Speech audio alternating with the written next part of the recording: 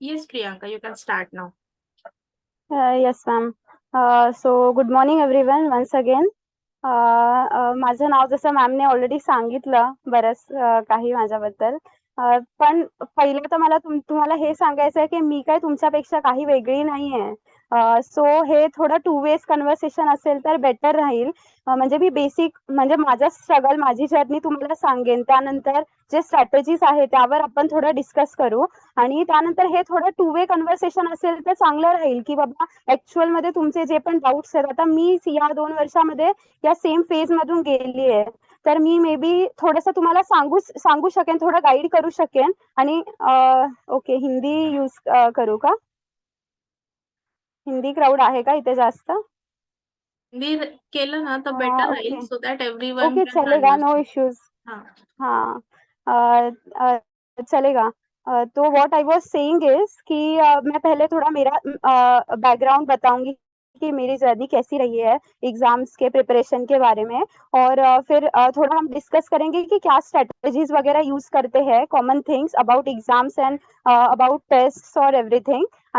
और उसके बाद फिर हम लोग थोड़ा इंटरैक्टिव सेशन रखेंगे ताकि टू वे कन्वर्सेशन हो सके और मैं आपके कुछ डाउट्स वगैरह क्लियर कर पाऊँ, जिससे आपको एक्चुअल में थोड़ी हेल्प हो पाए।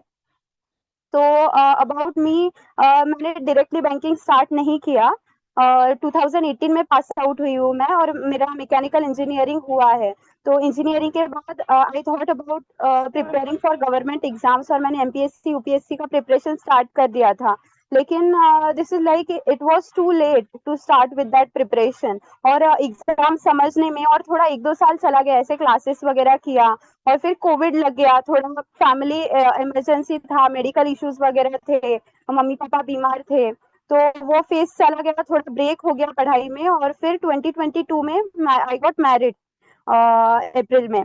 तो उसके बाद आई वाज लाइक कि अभी कुछ तो करना है। लव मैरिज था, मेरा घर वालों का सपोर्ट था। घर even in laws were like कि हम सपोर्ट करते हैं, if you want to prepare for government exams, even if for MPSC UPSC we are ready to support you. But I was like कि मैंने वो फेज अभी ही देखा है, मुझे पता है इट टेक्स टाइम और पेशेंस बहुत लगते हैं इस सारे प्रिपरेशन में। तो मैंने फिर कंक्लूड किया कि मैं बैंकिंग के रिलेटेड थोड़ी इन्फॉर्मेशन करती हूँ, मुझे इतना पता नहीं था। और मैंने थोड़ा एक्सप्लोर किया तो विकास सावंत एकेडमी के बारे में मुझे पता चला। तो लिटरली मतलब मैं जस्ट मैरिड हुई थी और जस्ट 15 दिन गांव से आई थी और फोन किया था लाइक। और थोड़े मेरे कुछ प्लान्स बाकी थे। So I was not that serious about the exam और अबाउट प्रिपरेशन। बट सर से मेरी जैसे बात हुई ना, सर वॉज लाइक कि हम लोग ये गाइडेंस प्रोवाइड करते हैं। 27 मई से अप्रैल 17 को मेरी शादी हुई और 27 मई से एक बैच स्टार्ट होने वाला था।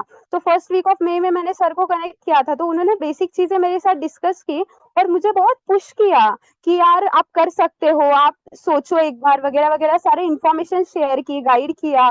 तो उससे मुझे थोड़ा सा मोटिवेशन मिला और मैंने फिर सोचा कि चलो ठीक है, करना तो है कुछ ना कुछ। ये मुझे थोड़ा सा लग रहा है कि डुएबल है, हो सकता है कंपेयर टू अदर एग्जाम्स। तो मैंने क्लास ज्वाइन किया, प्रिपरेशन स्टार्ट कर दिया।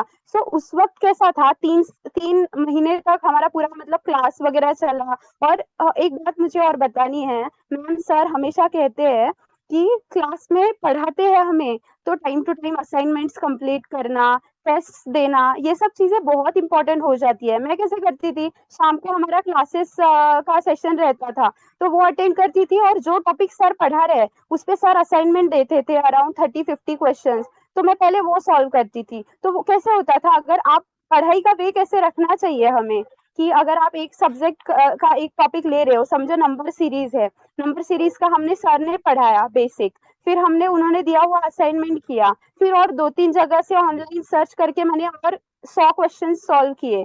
उसके बाद मैंने उस टॉपिक पे टेस्ट लेना सॉल्व किया। तो ये ऐसा करके ना, हम जब एक टॉपिक पे फोकस रहते हैं ना, तो बहुत अच्छी वे में हमारा प्रिपरेशन हो जाता है। तो क्लासेस के साथ बस ऐसे ही चल रही थी पढ़ाई। और मेरा भी आपके ही जैसे था, मैं सर को मैम को कॉल करके हमेशा तंग करती थी। मुझे लगता था कि मैं मोस्ट डिस्टर्बिंग स्टूडेंट हूँ, उनको बहुत तंग करती हूँ। हमेशा कॉल करके बोलती थी कि सर मार्क्स नहीं आ रहे हैं, सर क्या करूँ, अभी क्या करना चाहिए, इसमें इतना है, इसमें इतना है, हर बात मैं शेयर करती थी। तो वो मुझे हमेशा मतलब जिस पॉइंट पे मुझे ज़रूरत थी ना सपोर्ट की, उस पॉइंट पे दोनों ने भी टाइम टू टाइम मुझे सपोर्ट किया है और मैं उसके लिए सच में थैंकफुल हूँ। मैं यहाँ तक पहुँची हूँ, उसमें बहुत मेजर डिस्ट्रीब्यूशन रोल प्ले करते हैं सर और मैम। तो बहुत अच्छा उन्होंने मुझे गाइड किया और जब नीड थी तो, और ऐसा ना कि हमारे साइड से भी उतना एफर्ट्स दिखता है तो सामने वाला भी कोई कसर नहीं छोड़ता हमें सपोर्ट करने के लिए। सर ने भी मुझे बहुत सारे एक्स्ट्रा गाइडेंस वगैरह प्रोवाइड किए। जब जो जो डाउट्स मैं टाइम टू टाइम पूछती थी तब तब वो मुझे बताते थे कि ये ऐसा है, आप ऐसा करो। और स्ट्रेटेजी डेवलप करने के लिए उससे मुझे बहुत हेल्प मिली। फिर ये एग्जाम सारे चल रहे थे लास्ट ईयर के, उसमें से भी मेरा वेटिंग लिस्ट में हुआ है। मतलब आप सोचोगे कि यार पिछले साल ही इसने स्टार्ट कर दिया तो इसका इतना जल्दी कैसे सिलेक्शन हुआ, फर्स्ट अटेम्प्ट में हो गया, हम लोग कर सकते हैं कि नहीं। तो आप लोग भी कर सकते हो, अगर मैं कर सकती हूँ ना तो आप लोग क्यों नहीं कर सकते। मैंने भी लास्ट ही ईयर स्टार्ट किया है प्रिपरेशन। तो जस्ट थिंग इज ना, आपको एक स्ट्रैटेजी डिसाइड करनी है कि ये चीजें हैं, ये मुझे फॉलो करनी है। और वो थोड़ा 6-8 महीने आप कर लोगे ना, कंसिस्टेंसी बहुत इंपॉर्टेंट है। और कंसिस्टेंसी के बारे में मैं एक चीज बोलना चाहूंगी, कंसिस्टेंसी इज नॉट लाइक कि आई एम 100% परफेक्ट, कि मैं कर रही हूँ, सुबह बैठी हूँ 9 बजे, रात को 9 बजे तक 12 घंटे पढ़ाई की, 16 घंटे पढ़ाई की और सिलेक्शन ले लिया। मैं आप लोगों को बताती हूँ, सोचो आप न्यूली मैरिड हो, मैं घर पे बहुत सारी जिम्मेदारियां रहती है हर फेस्टिवल के टाइम पे। ये जो मेरा एग्जाम क्लियर हुआ है ना, ये एग्जाम के 2 दिन पहले मैं एक पूजा में बैठी थी क्योंकि उनको न्यूली कपल चाहिए था बैठने के लिए। I was very disappointed. बहुत टाइम ऐसा था कि मुझे ये नहीं करना है, फिर भी सोशल प्रेशर की वजह से थोड़ा कर रही हूँ, लेकिन घर वालों के सपोर्ट की वजह से ये हो पाया। मैं मेरा रूटीन आपको बताती हूँ कैसा था। मैं सुबह 5 बजे उठती थी विदाउट मिसिंग, मतलब मैं अभी भी उठती हूँ। ये एक मेरी आदत है, सबका अलग अलग हो सकता है कि किसी की रात को पढ़ाई होती है, पर बट मैं मॉर्निंग पर्सन हूँ।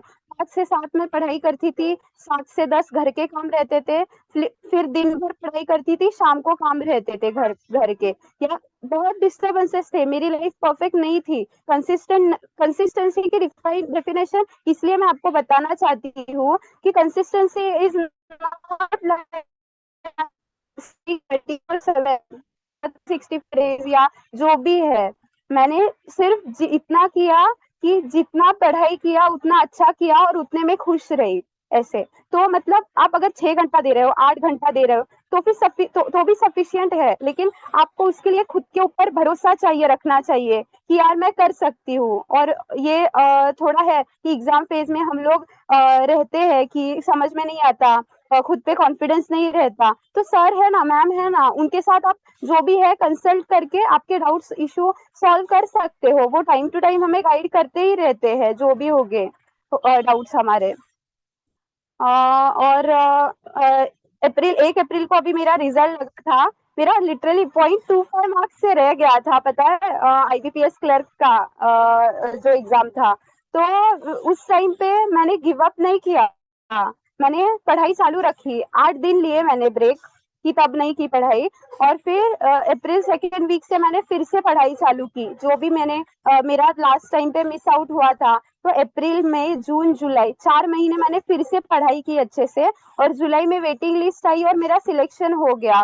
तो इसके बाद भी मतलब ऐसा है ना कि हमें रुकना नहीं है, करते ही रहना है। अभी ये जो मैंने 4-5 महीना पढ़ाई की थी, उसका मुझे ये बेनिफिट मिला कि मैं आरआरबी का एग्जाम्स मैंने दोनों अटेंड किया इस बार, आरआरबी क्लर्क पीओ, और मेरा दोनों निकला प्री। आरआरबी क्लर्क का मैं मेंस नहीं दे पाई क्योंकि मेरा जॉब स्टार्ट हो गया था और वो छुट्टी नहीं थी, मुझे प्रोबेशन पे हूँ तो। लेकिन आरआरबी पीओ के लिए मैंने छुट्टी लेके औरंगाबाद जाके इंटरव्यू अभी देके आई हूँ, रिजल्ट 1 जनवरी को है। तो ये मुझे, और पता है क्या, आरआरबी पीओ के बारे में मैं आपको स्पेसिफिकली बताना चाहती हूँ। RRB PO pre, RRB PO mains, इसके लिए मैंने कुछ भी पढ़ाई नहीं की। लिटरली मैं इतना बिजी थी, डॉक्यूमेंटेशन प्रोसेस, ज्वाइनिंग प्रोसेस, ये सब चल रहा था। सिर्फ एग्जाम के लिए जाके आई हूँ, और जाने के दिन पे भी मेरा ऐसे चल रहा था, हॉल टिकट भूल गई थी मैं घर पे। जो प्री वाला हॉल टिकट हमें सबमिट करना पड़ता है। तो आई वॉज मेरे हस्बैंड के साथ बात कर रही थी, कह रहे मैं जाऊँ कि नहीं, अटेंड करूँ कि नहीं, मैं एग्जाम, छोड़ो ना, कौन गाँव जाने वाला है। और वो मेंस मेरा निकला। तो ये मैं बताना इसलिए चाहती हूँ कि ये कोई बड़ी चीज नहीं है जो मैंने की है। मैं बस बताना चाहती हूँ कि मुझे भी कॉन्फिडेंस नहीं था कि मैं कर सकती हूँ ये चीज, लेकिन जब हुआ ना तब मुझे लगा कि अरे ये तो आसान था यार, हाल ही में ही हम लोग इतना डर रहे थे।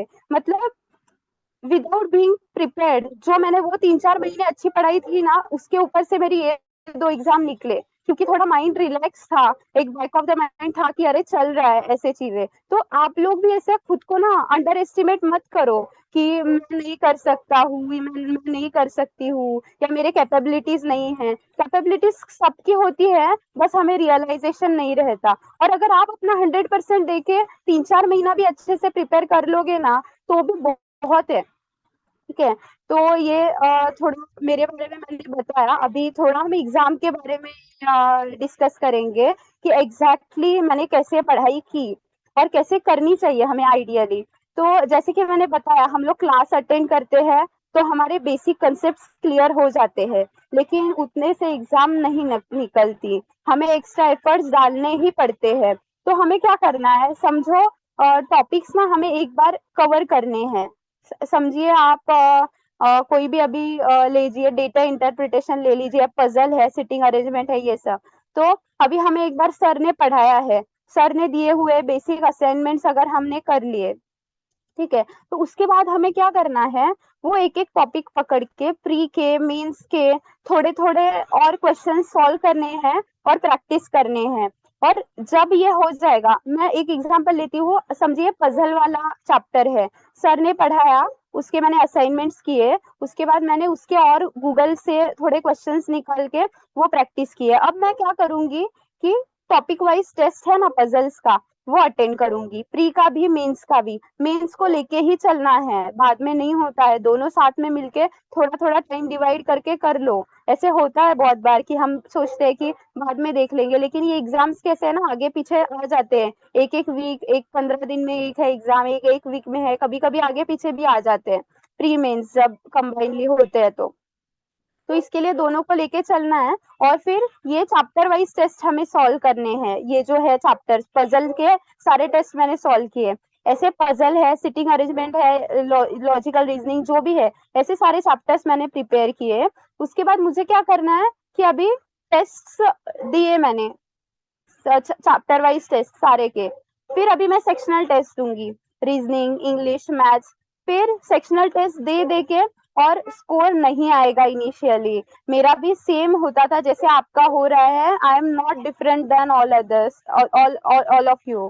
तो मैं सर को कॉल करके बोलती थी कि सर मार्क्स नहीं आ रहे, समझ नहीं आ रहा, सर बोलते थे करो और प्रैक्टिस करो। मैं बताती हूँ, लास्ट ईयर मैंने पहली एग्जाम दी ना, उसके पहले मैं, आप बिलीव नहीं करोगे, 70 से 80 मैंने टेस्ट सॉल्व किए थे, कुछ चैप्टर वाइज कुछ सेक्शनल और कुछ फुल लेंथ टेस्ट। तो ये सीक्वेंस से हमें जाना चाहिए अकॉर्डिंग टू मी, कि पहले चैप्टर वाइज किए, फिर सेक्शनल किए, फिर फुल लेंथ किए, ज्यादा गैप नहीं रखना है, ये आपको 1-2 महीने में ही करना है। और फिर आपको ऐसे करना है कि फिर आप सेक्शनल फुल लेंथ टेस्ट दे रहे हो। लेकिन मैं बताऊंगी कि ये जो हमारी है कि मैंने चैप्टर्स प्रिपेयर किए और फिर टेस्ट दिए, ये आपका ये सीक्वेंस होना ही चाहिए, और फिर टेस्ट के ऊपर ही है आपका सिलेक्शन।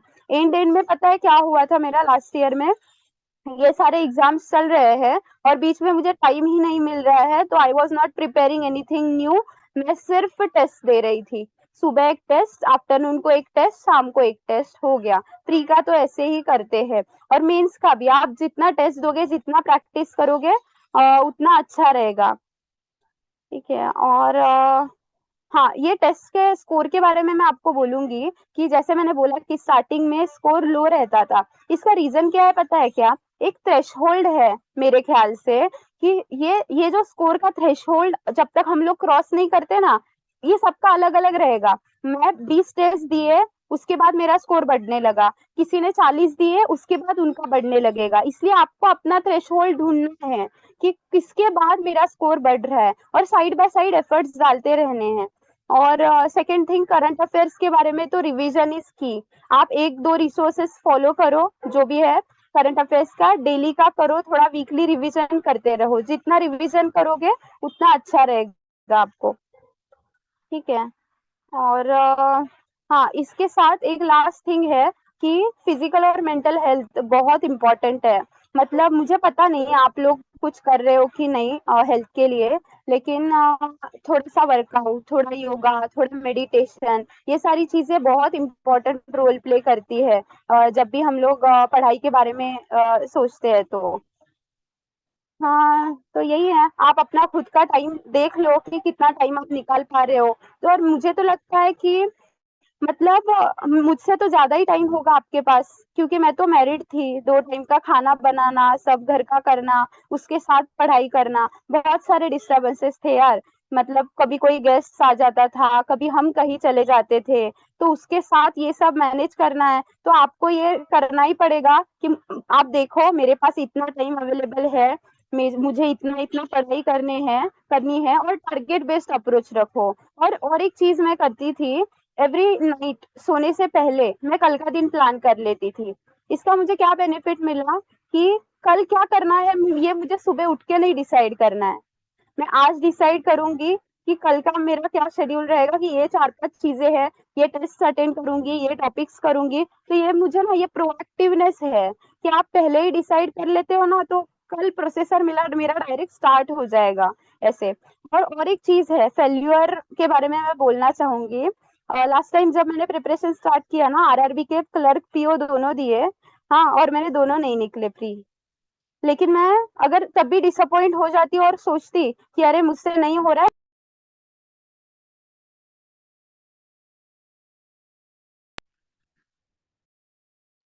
मैं ऑडिबल, बीच में कॉल आ गया था मुझे। Yes, yes, audible. हाँ हाँ, okay. What I was saying कि फेल्यूर, तो मेरे दोनों भी प्री नहीं निकले थे। तो उसकी वजह से क्या हुआ, अगर मैं वही लेके बैठती कि नहीं हो रहा है तो आगे के नहीं निकलते। लेकिन मैंने सर से मैडम से बात की, उन्होंने भी मुझे थोड़ा मोटिवेट किया। इस टाइम पे हम लोग डिमोटिवेटेड हो जाते हैं और कॉन्फिडेंस थोड़ा लूज आउट करने लगते हैं, लेकिन यही टाइम है जब हमें खुद के साथ खड़ा रहना है। बाकी सब तो है ही, हमारे घर वाले हैं, सर मैडम है, फिर भी हमारा स्ट्रांग रहना खुद के लिए बहुत इम्पोर्टेंट है लाइफ के इस फेज में। तो ये एक चीज मैं बोलना चाहूंगी कि RRB clerk PO last time मेरे नहीं निकले थे, लेकिन आगे वाले 5-6 एग्जाम कंटिन्यूअस निकल गए। आईबीपीएस क्लर्क निकला, आईबीपीएस पीओ निकले, एसबीआई क्लर्क निकले, एफसीआई का निकला, एसएससी सीजीएल। एसएससी सीजीएल मेरा मेंस जो था वो अराउंड 7-8 मार्क्स से रह गया था, सिर्फ बैंकिंग के प्रिपरेशन के ऊपर, क्योंकि हमें थोड़ा कॉन्फिडेंट रह के जाना है एग्जाम अटेंड करने के लिए। बाकी सब चीजें हो जाती है, थोड़ा टाइम दे के अगर आप करोगे ना तो हो जाएगा। Just believe in your self, मैं यही कहूंगी। और खुश रहो, जर्नी एंजॉय करो, वो मैटर करता है, क्योंकि after at the end of the day कुछ ना कुछ तो आप अचीव कर ही लोगे।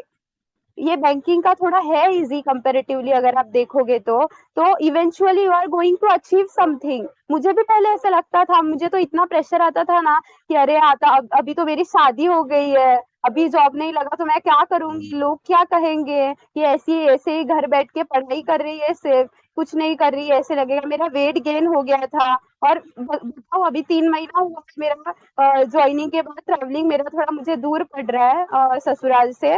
मेरा लिटरली 4-5 केजीज लूज हो गया है। मतलब देखो ना आप, वो जो स्ट्रगल टाइम था ना, तब वेट गेन हुआ था, लेकिन तब मैं